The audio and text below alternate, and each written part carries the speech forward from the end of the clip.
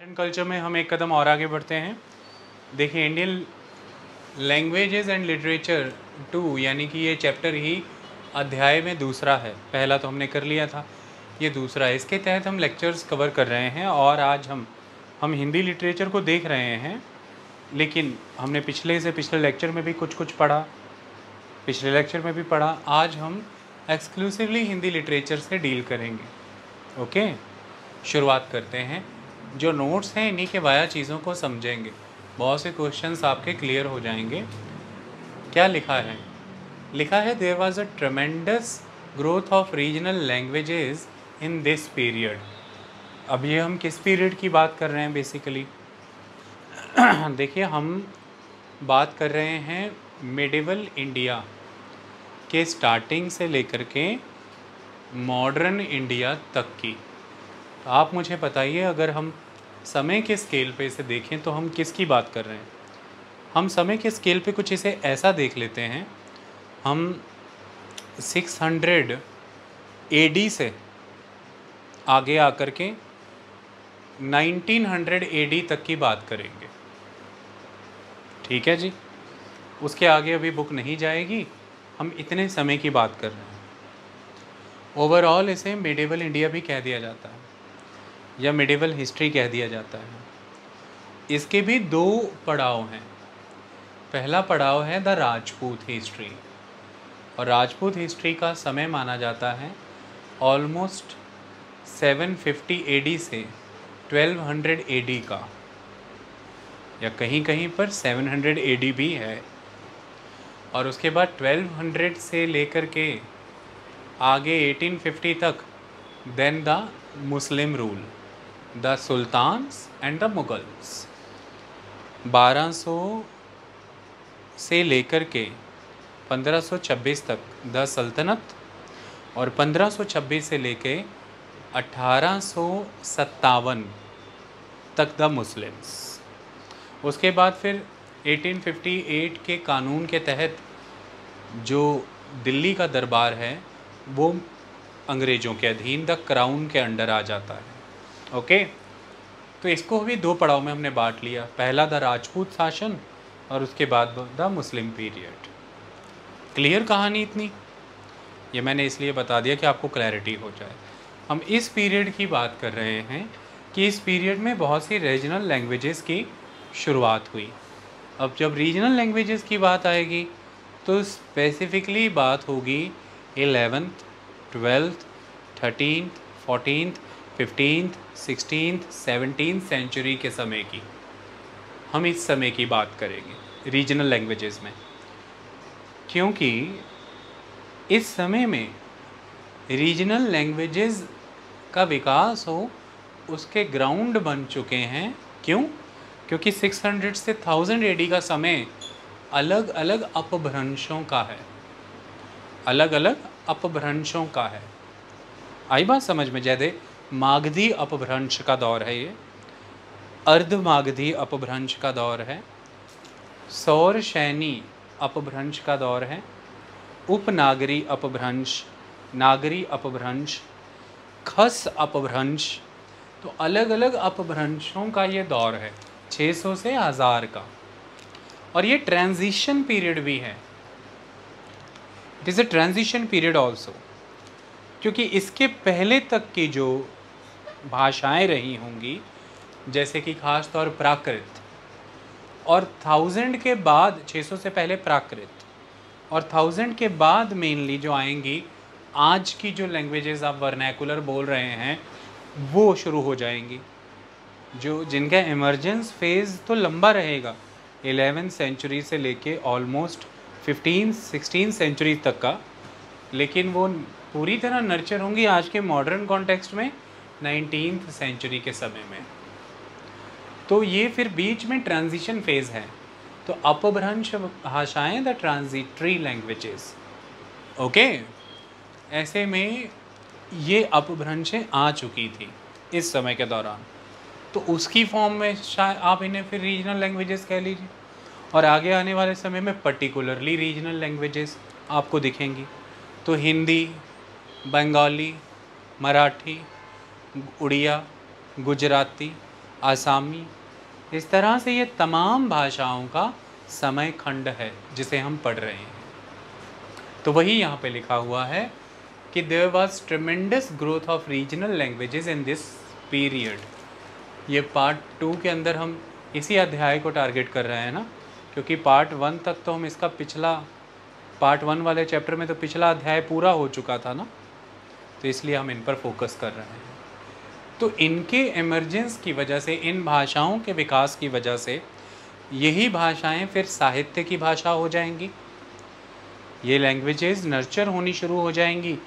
तो अपभ्रंश नर्चर होगी पहले, तो अलग अलग अपभ्रंश धीरे धीरे नर्चर होके मैच्योर होके लिटरेचर की भाषा हो जाएगी, प्रशासन की भाषा हो जाएगी, एडमिनिस्ट्रेशन की, दरबार की दरबारी भाषा हो जाएगी। और फिर उन अपभ्रंशों से जो वेरिएशंस पैदा हो रही हैं फर्दर, जैसे कि मागधी से कौन कौन सी वेरिएशन, जैसे कि भोजपुरी, जैसे कि मैथिली, जैसे कि मगही, फिर अर्ध मागधी से अवधी, जैसे छत्तीसगढ़ी और बघेली, जैसे सौरशैनी से कन्नौजी, हरियाणवी, ब्रज, खड़ी और बुंदेली, और जैसे उपनागरी यानी कि राजस्थानी से मेवाती उत्तर राजस्थानी, ढूंढानी पूर्वी राजस्थानी, जोधपुरी मारवाड़ी पश्चिमी राजस्थानी, और दक्षिणी राजस्थानी दैट इज़ मालवाई यानी कि मालवी राजस्थानी, और खस अपभ्रंश जैसे कि पहाड़ी पर्वती, जैसे उत्तर पश्चिम के पहाड़ कश्मीरी और हिमाचली, जैसे मध्य के पहाड़ उत्तराखंड कन्नौजी और कुमाऊनी गढ़वाली, और जैसे कि पूर्व के पहाड़ यानी कि नेपाल के क्षेत्र के नेपाली और गुरखाली।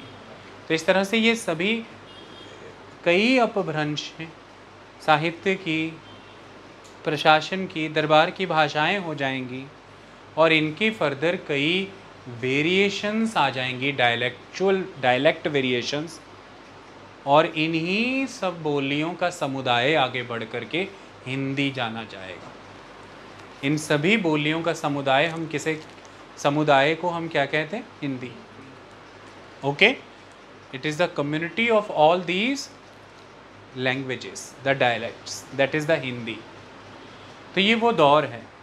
तो इसलिए जब ये लैंग्वेजेस एडमिनिस्ट्रेटिव हो जा रही हैं, जब ये लैंग्वेजेस दरबारी हो रही हैं, साहित्य की भाषाएं हो रही हैं, तो संस्कृत फिर डिक्लाइन कर जाएगी। फिर संस्कृत भाषा दरबारी नहीं रह जाएगी। अब संस्कृत इस दौर में साहित्य की भी भाषा नहीं रह जाएगी। अधिकतर प्रशासनिक भाषा, साहित्य की भाषा अब यही हो जाएंगी, द रीजनल लैंग्वेजेस।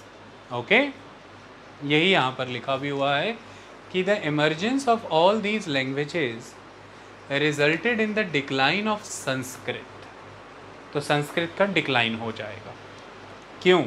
क्योंकि आप देखिए साहित्य में भी उपयोग नहीं कर रहे, प्रशासनिक भाषा के रूप में भी उपयोग नहीं हो रहा, दरबारी भाषा नहीं है अब, और वैसे भी वो पॉपुलर लैंग्वेज रही नहीं थी, आम जनमानस की भाषा वो थी नहीं।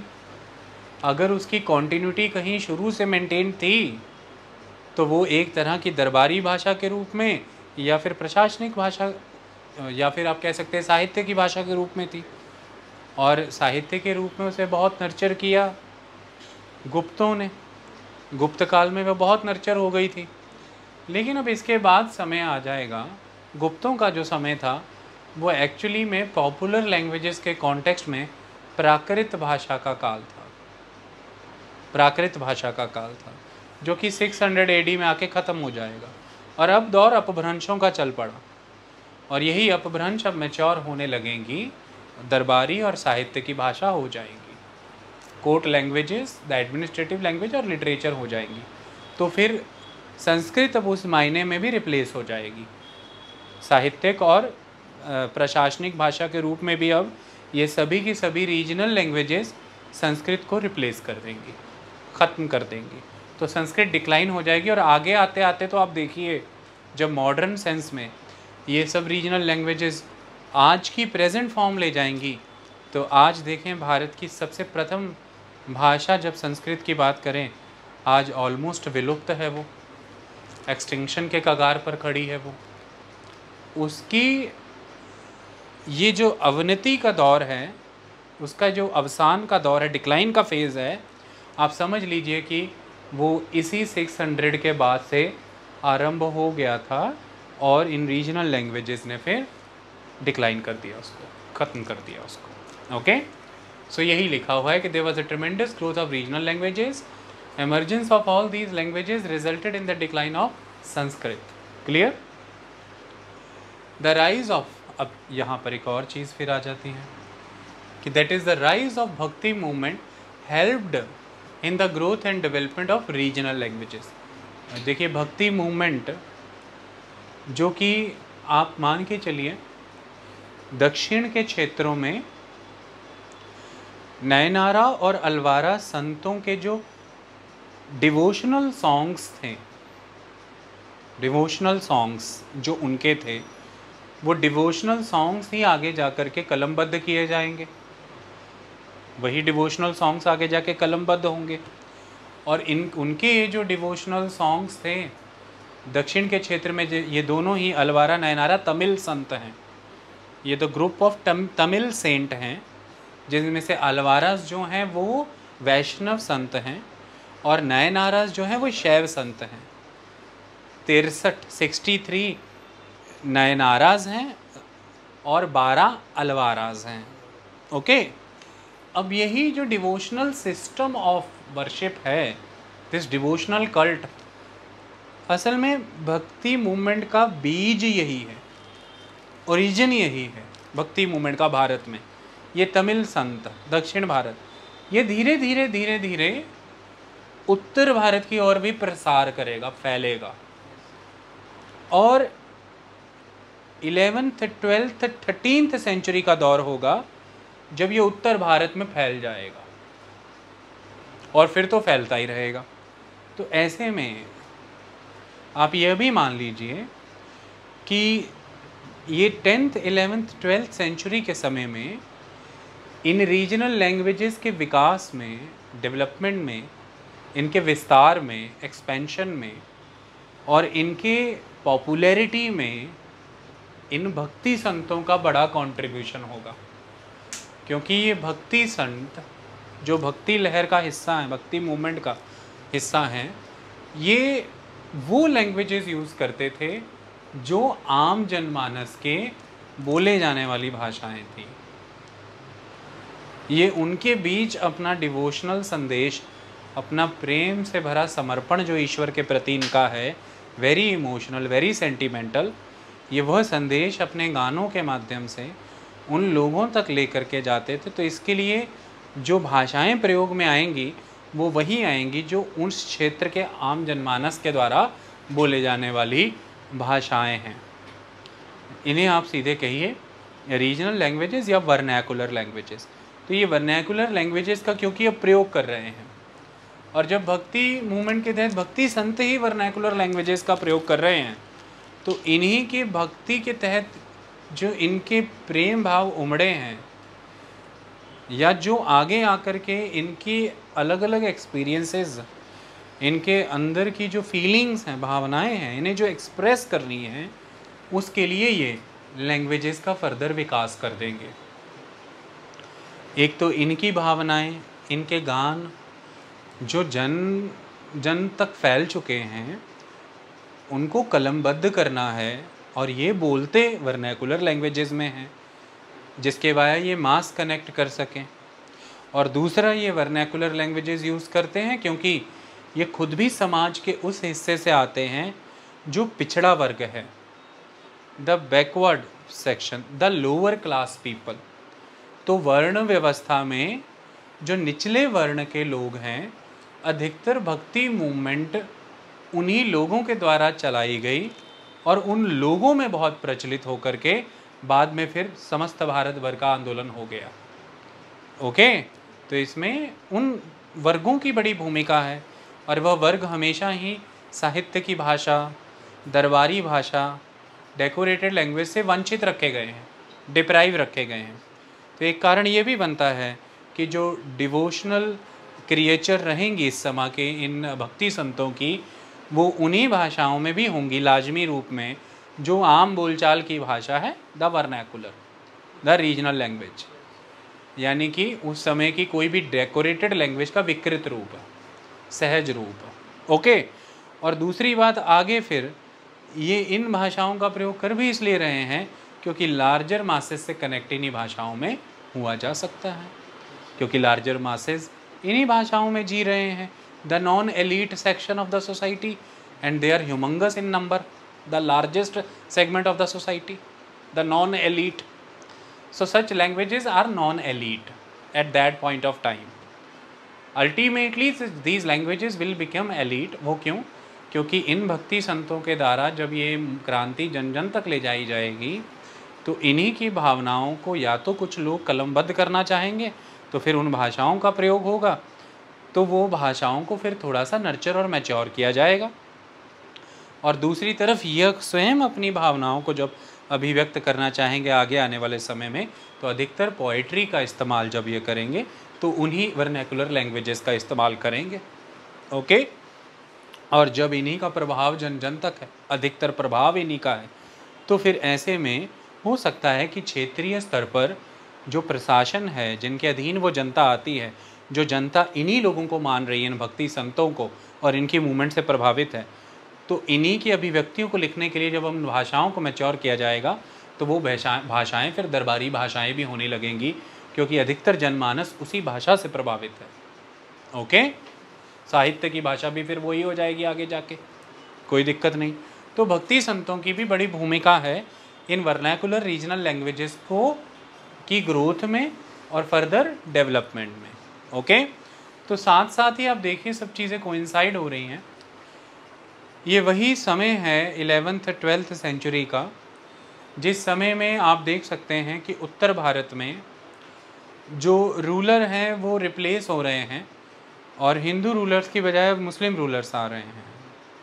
और यही वह समय है जिस समय में दक्षिण से आगे बढ़ती हुई भक्ति मूवमेंट सूफ़ी मूवमेंट के साथ मिलके उत्तर भारत में भी फैल जाएगी।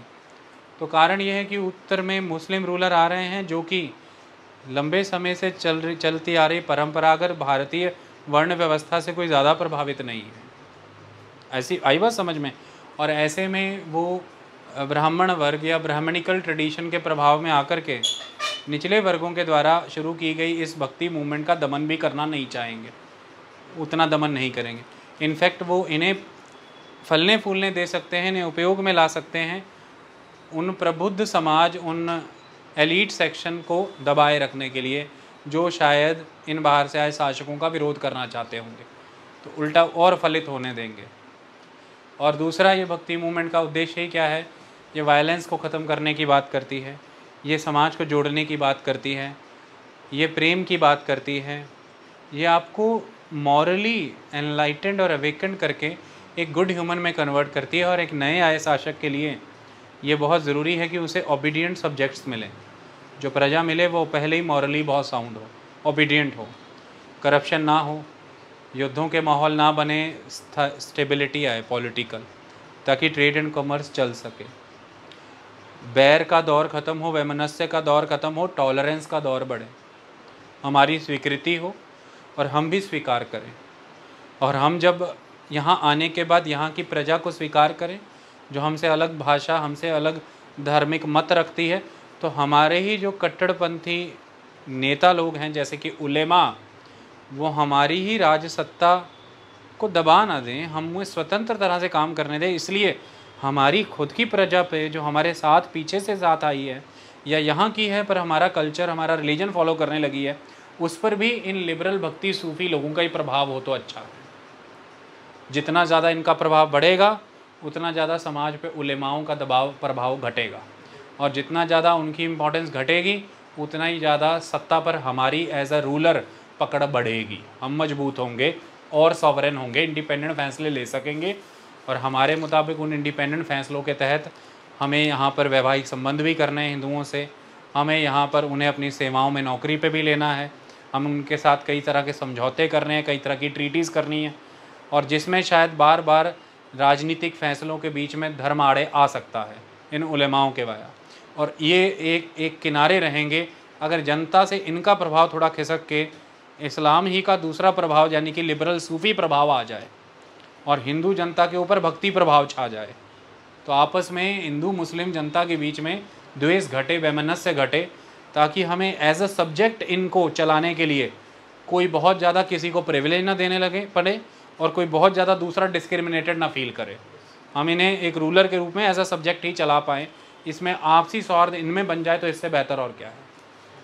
एक कल्चरल म्यूचुअल को एग्जिस्टेंस अगर बन जाए तो ये तो बेस्ट होता है। अदरवाइज़ हमेशा यही आरोप रहेंगे कि शासक मुस्लिम ग्रुप को प्रिविलेज दे रहा है तो हिंदुओं के बीच में हमेशा उसकी स्वीकृति नहीं बनेगी, और अगर कहीं हिंदुओं की गलती से समर्थन कर दे तो फिर उसके खुद के जो जिस कुल से है, वो जिस संस्कृति धर्म से है, वो इसके विरोधी हो जाएंगे। तो गद्दी पर हमेशा कोई ना कोई रिप्लेस करने की होड़ में लगा रहेगा और ये अंदर से इनसिक्योर रहेंगे। तो बेहतर ये रहता है कि अंदर खाते ही समझौते बने रहे समाज के बीच में। अगर तो किसी को एक शासन देना है, जो लूटने आया है, कोई लुटेरा है, उसकी पॉलिसी अलग रहती है। ओके, तो ये सब चीज़ें एक साथ हो रही हैं। भक्ति मूवमेंट को उत्तर के क्षेत्र में प्रस्फुटीकरण करने में, फैलने में, growth and development and expansion में आसानी मिल रही है, क्योंकि शासक अब मुस्लिम हो चुके हैं। तो कोई बहुत ज़्यादा ब्राह्मणिकल ट्रेडिशन के, अपर कास्ट एलिट सेक्शन के इन्फ्लुएंस में वो रहेंगे नहीं, और उनके अपने निजी कारण होंगे कि वो इन मूवमेंट्स को पनपने भी देंगे, उठने भी देंगे। और ये जब पनपेंगे, उठेंगे, तो एलिट क्लास के दमन के विरोध में ही उठ रहे हैं, उसके अब तक के अत्याचार के विरोध में उठ रहे हैं, चाहे महिलाओं के खिलाफ हो, चाहे शूद्रों के खिलाफ हो, या दलितों के खिलाफ हो, चाहे किसी तरह के प्रतिबंध हो। तो ये उन्हीं के द्वारा अपनाए जाने वाली फिर भाषाओं को भी प्रयोग में लाएंगे, the mass language, the vernacular languages, और इसके तहत फिर इन लैंग्वेजेस को और बड़ा समर्थन मिलेगा। ओके, भारी विकास होना तय है, वो दिखेगा ही आपको। अभी क्लियर है कहानी सारी। तो लिखा हुआ है कि भाई the rise of bhakti movement helped in the growth and development of regional languages. तो भक्ति मूवमेंट का विकास अपने आप में भी संस्कृत का डिक्लाइन हो गया। संस्कृत माने the elite language, the decorated language, the संस्कारी लैंग्वेज। ओके, नाउ दीज अपभ्रंशेस and further the vernacular, the Bengali, Marathi, Odia, Assamese, the not that decorated, not that संस्कारी, नॉट दैट सभ्य, but the language of the masses. तो इसका आना, इसका पकड़ना संस्कृत का कमज़ोर होना तो बनता ही है। ये एक तरह का लैंग्वेज के विरोध में भी एक स्टैंड नज़र आ रहा है कि अब ये समाज का उदय हुआ है, अब ये समाज उठा है, वो एलिटिस्ट कल्चर गया, ये कल्चर चलेगा। ओके, इसलिए सूफी और भक्ति संत एलिटिस्ट कल्चर के खिलाफ बात करते हैं। खुद में भी अगर कोई संत, खुद में भी अगर कोई फॉलोअर लेविश लाइफस्टाइल या कंजम्पशन एटीट्यूड दिखाने लगता है, कंज्यूमरिस्ट हो जाते हैं, वो उन पर भी बड़े सारे कटाक्ष करते हैं, क्योंकि एलिटिस्ट एटीट्यूड के खिलाफ हैं ये, क्योंकि उसी ने अब तक लूटा है देश को। इसलिए बहुत ही सिंपल, नॉन रिचुअलिस्टिक मैनर में जीवन जीने की बात करते हैं। ओके, इसलिए जो सूफी संत हैं हमेशा वो टेम्पर करते रहते हैं बादशाहों को कि ज़रा सादगी में रहो, दरबार का नशा चढ़ने मत देना, दिमाग ठिकाने पे रखना। ओके, इसलिए थोड़ा फ़कीरी स्टाइल आता है, तो फ़कीरी एटीट्यूड ऐड करते रहते हैं ये आपके अंदर। ओके, चलिए अब बात आती है कि अब जब हम बात कर ही रहे हैं कि जैसे भक्ति मूवमेंट में भी इन रीजनल लैंग्वेजेस के आरंभ की बहुत बड़ी कंट्रीब्यूशन रही, तो अब कहानी आई यहाँ पर पृथ्वीराज रासो की। पृथ्वीराज रासो, अब पृथ्वीराज रासो के बारे में कहा गया है कि the first book in the Hindi language, Hindi language में पहली किताब कौन है भाई? पृथ्वीराज रासो। किसकी लिखी है? चंद बड़दई की। किसके बारे में? The Chahaman ruler Prithviraj Chahaman, the Chauhan, जो चौहान शासक पृथ्वीराज चौहान। एक्चुअली अब इस बुक के बारे में भी बहुत सी कन्फ्यूजन्स हैं, इसकी डेट क्लियर नहीं है, लेकिन अगर तो चंद बड़दई जो है वो कंटेम्प्रेरी थे पृथ्वीराज चौहान के, तो नेचुरल सी बात है कि फिर तराई के युद्ध हुए, और पृथ्वीराज रासो में ही है कि तराई के दूसरे युद्ध में मोहम्मद जो है घोर का, मोहम्मद घोरी, उसने हराया है पृथ्वीराज चौहान को, और वो पृथ्वीराज चौहान को अपने साथ घोर ले गया। और जब वो पृथ्वीराज चौहान को घोर ले गया तो वहाँ पर पृथ्वीराज चौहान की सहायता की चंद बड़दई ने, उन्हें वहाँ से मुक्त होने के लिए और अपने पराक्रम के दम पर पृथ्वीराज चौहान घोर को वहाँ ख़त्म करते हैं, मारते हैं और मुक्त होते हैं। आई बात समझ में? ये कहानी पृथ्वीराज रासो में है और चंद्रबरदई पृथ्वीराज चौहान के हर जंग में, हर विजय, हर फतेह में उनके साथ रहे हैं। अब ये तो अलग अलग टेक्स्टों से प्रमाणित होता है कि चंद्रबरदई नाम के कोर्ट पोएट हुआ तो करते थे पृथ्वीराज चौहान के दरबार में, लेकिन इसमें लिखी बातें पृथ्वीराज रासो में ऐतिहासिक रूप में उतनी प्रमाणित नहीं मानी जाती। उसके कारण हैं, एक तो जब जो टेक्स्ट की लैंग्वेज है उस लैंग्वेज की मैच्योरिटी को देखो तो वो उतनी क्रूड नहीं लगती जितनी वो होनी चाहिए थी इतने अर्ली टाइम में। यानी कि जिस समय की वो लैंग्वेज है, middle to the later period of the 12th century, है ना, 1170, 80, 90 के दौर की बात है। उस समय में बहुत ही अपभ्रंशिक स्टाइल में हिंदी एग्जिस्ट कर रही है। ओके, तो जिस मैनर में वो होनी चाहिए, जितनी क्रूड, वो उतनी नहीं लगती, वो उससे काफ़ी नर्चर लगती है। वो 15-16 सेंचुरी के राउंड की लगती है लैंग्वेज। आई बात समझ में? तो इसलिए फिर ये अंदाज़ा लगता है कि अब पृथ्वीराज रासो जो है वो सिर्फ चंद्रबरदई के द्वारा नहीं, पृथ्वीराज रासो जो है आगे आने वाले फिर कई ऑथर्स ने कंट्रीब्यूशन किया उसमें। तो फिर इसका मतलब एक कोर ओरिजिनल पार्ट है और एक बाद में जो कंट्रीब्यूशंस मिलते रहे इसको, वो वाला पार्ट है। ओके, बट उसमें भी एक प्रॉब्लम है। हमें जो इसकी हस्तलिखित कॉपियाँ मिलती हैं, द मैन्यूस्क्रिप्ट, पांडुलिपियाँ, अब वो हमें जो मिली हैं, अब तक की जो हमें अर्लीस्ट पांडुलिपि मिली है, द मैन्यूस्क्रिप्ट, वो 12th सेंचुरी से उसका कोई लेना देना नहीं है। वो मिली है लगभग गुजरात के गांव से 16th सेंचुरी की। आई बात समझ में? वो हमें 16th सेंचुरी के अराउंड की मिली है। पहली मैन्यूस्क्रिप्ट पृथ्वीराज रासो से जुड़ी हुई, और फिर उसके बाद 17th सेंचुरी की भी मिली है। ये 16th सेंचुरी में जो मिली है इसकी लैंग्वेज 17th सेंचुरी वाली जो मिली उससे ज़्यादा मेल खाती है एज़ कम्पेयर टू इसके 400-500 साल पहले जिस तरह से उस लैंग्वेज का वर्जन होगा। तो लैंग्वेज का वर्जन लेटर पीरियड से मैच करता है, जबकि चंद्रबरदई बहुत पहले एग्जिस्ट करते रहे हैं। तो ऐसा हो सकता है कि चंद्रबरदई के द्वारा उस समय में जो पोइट्री है, तो ये बुक ऑफ पोइट्री है, it is a collection of poetry, the Rasos. Okay, तो उससे बनी है ये पृथ्वीराज रासोज। तो इस तरह से ये जो पोइट्री है वो पृथ्वीराज करते रहे। एक समय बीत जाने के बाद उसका संकलन, उसका कंपाइलेशन फिर हुआ, फिर वो लिखी गई है। तो जब उनके द्वारा वो कही गई है वो पॉपुलर कल्चर में रही होगी, कल्चर टू कल्चर ट्रांसमिट भी होती रही होगी। लेकिन एक लंबे समय के बाद जिस लगभग भाषा में वो बोली जाती होगी पोइट्री, वो भाषा जब एक समय के बाद मैच्योर हुई है, उस समय में जाके फिर इसे कलमबद्ध किया गया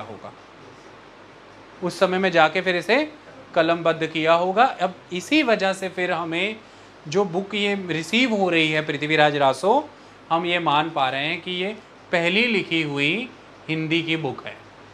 ओके, पहली लिखी हुई हिंदी की बुक है। इतनी बात समझ में आई? इसमें कोई टेंशन? अब यहाँ पर एक चीज़ आपको समझनी है कि चंद्रबरदई जब तक है तब तक एक चीज़ समझिए कि तब तक अभी मोहम्मद घोरी फिर जीतेगा, फिर तुर्क शासक दिल्ली में स्थापित होंगे, फिर उनके वहाँ पर सेना रुकेगी उनके लश्करों में, और वो उस क्षेत्र के लोगों के संपर्क में आएंगे जो लोग सौरसैनी अपभ्रंश की बोलियाँ बोल रहे हैं।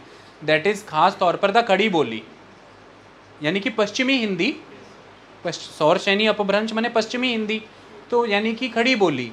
और खड़ी बोली के साथ जब पर्शियन संपर्क में आएगी तो खड़ी बोली खड़ी पूरी नहीं रह जाएगी, पर्शियन पूरी नहीं रह जाएगी, तो एक मिश्रण सा जन्म ले जाएगा, दैट इज़ द हिंदवी। इस हिंदवी का प्रयोग आगे आके अमीर खुसरो करेंगे।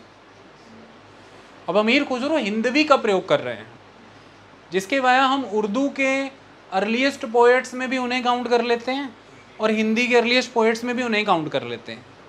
फिर इसी हिंदवी में अब मिक्सचर है खड़ी बोली का भी और पर्शियन का भी, पर दोनों अपने पूरे रूप में नहीं है। पर्शियन खड़ी से मिलके कुछ करप्ट, खड़ी पर्शियन से मिलके कुछ करप्ट हो गई, दोनों थोड़ी थोड़ी विकृत होकर एक मिक्स लैंग्वेज देख रही हैं।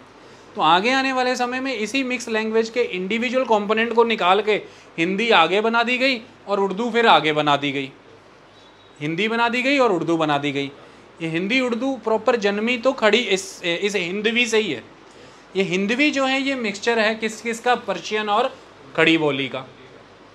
इसलिए हम कहते हैं कि पर्शियन और खड़ी बोली से ही उर्दू आई है। ओके, लेकिन अब जब पर्शियन आए ही नहीं, वहाँ टिके ही नहीं, उसके पहले से चंद बड़दई हैं, उसके पहले से हैं चंद बड़दई। और ये बात हो रही है क्योंकि दिल्ली में है पृथ्वीराज चौहान, ये बात इन्हीं क्षेत्रों की हो रही है, वैसे अजमेर के। तो जब इन क्षेत्रों की बात हो रही है तो अब मुद्दा ये है कि हम शायद ये कहना चाहते हैं यहाँ पर हिंदी से हमारा मायना खड़ी बोली से है। क्योंकि एक जगह पे हमने ये भी पढ़ाया है कि हिंदी के पहले अपभ्रंशों से आएगी हिंदी, पर अपभ्रंशों में भी किस अपभ्रंश से आएगी, सौर सैनी अपभ्रंश। सौर सैनी अपभ्रंशों में से भी किससे, जिसका नाम है पश्चिमी हिंदी, मतलब द खड़ी बोली। ये खड़ी बोली से फिर आज के समय में जिसे आप हिंदी कह रहे हो वो विकसित हो जाएगी फर्दर। ओके, क्लियर हुई कहानी। दिल्ली के सराउंडिंग रीजन में जो बोली जा रही है आज, जो कुछ मथुरा का इलाका, कुछ आगरा का, खासतौर दिल्ली के साथ आगरा का लगता इलाका खड़ी बोली क्षेत्र है, वो खड़ी भाषा बोली जाती है। तो ये हिंदी से जस्ट पहले जाओ तो फिर खड़ी बोली मिलेगी। ओके, तो इसलिए हिंदी का अर्थ यहाँ पर खड़ी बोली चल रहा है। क्लियर हुई कहानी, कंफ्यूज नहीं होना आपने। डन। और जो वहाँ अमीर खुसरो हैं वो हिंदवी में रचना कर रहे हैं, जो हिंदुस्तानी भी कहलाई। क्लियर। पर अभी तो पर्शियन वहाँ टिके ही नहीं दिल्ली में, चंद बड़दई तो उसके पहले रचना कर रहे हैं, तो इनके वाली में पर्शियन की मिलावट नहीं होनी चाहिए ना लॉजिकली। तो ये हिंदी मैंने द खड़ी बोली, द पश्चिमी हिंदी डायलेक्ट। क्लियर हुई कहानी। चलो वेरी गुड। तो वही यहाँ पर दिखा गया है। पर आपने एमसीक्यू के लिए अब ये बात हमेशा ध्यान में रखनी है कि the first book in the Hindi language it is the Prithviraj Raso. फिर आगे आने वाले समय इसी को इमिटेट करके बहुत से रासोज बने हैं, लेखकों ने बहुत से रासोज आगे लिखे हैं। तो अकेला पृथ्वीराज रासो ही नहीं है, और भी रासोज हुए हैं। ओके, क्या है Prithviraj Rasos? Account of exploits of Prithviraj Chauhan. Clear. इसकी रचना का समय बिल्कुल as a contemporary poet of Prithviraj Chauhan वही रहा होगा, the 12th century letter period, बिल्कुल वही रहा होगा। इसकी राइटिंग का समय शायद बहुत बाद का रहा है, राइटिंग का समय बहुत बाद का रहा है। और इसमें बिल्कुल भी कोई हैरानी वाली बात नहीं है। अगर हम गुरु ग्रंथ साहिब जी की बात करें तो उसकी भी रचना तो बहुत पहले से, गुरु जी की वाणी तो बहुत पुरानी है। प्रथम गुरु की वाणी, द्वितीय गुरु, तृतीय गुरु जी की वाणी वो बहुत पहले है। लेकिन पांचवें गुरु श्री गुरु अर्जुन देव जी उन सभी वाणियों को एकत्र करके उनका संकलन करते हैं, है ना। तो उसके बाद फिर आपको गुरु ग्रंथ साहिब जी संकलित रूप में रिटन फॉर्मेट में मिल रहे हैं। क्लियर कहानी। तो इस तरह से कई चीज़ों की रचनाएं पहले से होने लगती हैं, बहुत बाद में जाके लिखी जाती है। तो हैरानी की बात क्या है, वेदों की रचना 1500 BC से शुरू है, पर वेद जा कर के लिखे कब जा रहे हैं आप, हैरानी की बात है 500 BC के भी बहुत बाद। ओके, महाभारत और रामायण से जुड़ी चीज़ों की, इन काव्यों की रचना कितनी पुरानी है, वेद व्यास का समय कब का है, लेकिन अंततः ये फाइनली लिखे कब जा रहे हैं, फाइनल कंपाइलेशन कब है, गुप्तास। क्लियर कहानी। तो ऐसी कोई बात नहीं है, रचना पुरानी होगी, पर जो लिखन कला से लगता है वो पहले वाली क्रूड से थोड़ी डेवलप्ड लगती है लैंग्वेज। तो लिखने समय तक इतना परिवर्तन 400 सालों में आ गया होगा, वो आ ही जाता है। Okay, clear. चलिए, तो वही यहाँ पर बताया गया है। अब आगे है, ये लाइन बताऊँ उससे पहले कुछ बताता हूँ। देखिए सपोज कीजिए कि एक लैंग्वेज है, ये उस लैंग्वेज का न्यूक्लियस पॉइंट है जहाँ से वो शुरू हुई है। लैंग्वेज अपना विस्तार करती है। अब देखिए वो आरंभ तो इस जगह से हुई, इस क्षेत्र से, वो नए नए क्षेत्रों की ओर फैल रही है। तो नए नए क्षेत्र में जाने से नए नए एक्सपीरियंसेस भी तो हो रहे हैं, नए नए सर्कमस्टेंस